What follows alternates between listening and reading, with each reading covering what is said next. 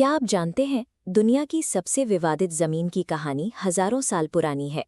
एक ऐसी जमीन जिसके लिए अनगिनत युद्ध लड़े गए और आज भी ये लड़ाई जारी है। ये कहानी शुरू होती है उस दौर से जब इस जमीन पर उभरे एक महान राजा, किंग डेविड, एक ऐसा योद्धा जिसने बिखरी हुई जनजातियों को एकजुट किया और यरूशलेम को अपनी राजधानी बनाया।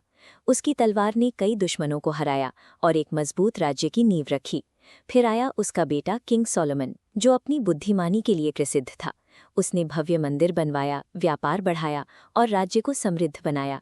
लेकिन उसके बाद साम्राज्य टूट गया और संघर्ष शुरू हो गया। अलग अलग राजाओं के बीच सत्ता की लड़ाई और बाहरी आक्रमण बढ़ते गए। फिर असीरियन और बाबुल के राजा नेबुकदनेस्सर ने हमला किया। यरूशलेम तबाह हो गया और लोगों को कैद कर लिया गया। इसके बाद रोमन साम्राज्य ने इस जमीन पर कब्जा कर लिया। विद्रोह हुए, युद्ध हुए, लेकिन संघर्ष खत्म नहीं हुआ। सदियां गुजरती गईं और अलग अलग ताकतों ने इस जमीन पर राज किया। फिर आया दूसरा विश्व युद्ध और उसके बाद 1948 में इज़राइल नाम का एक नया देश बना। लेकिन इसके साथ ही एक नया संघर्ष शुरू हो गया। आज भी ये जमीन शांति और युद्ध के बीच झूल रही है। ये सिर्फ एक देश की कहानी नहीं है, ये कहानी है राजाओं की, युद्धों की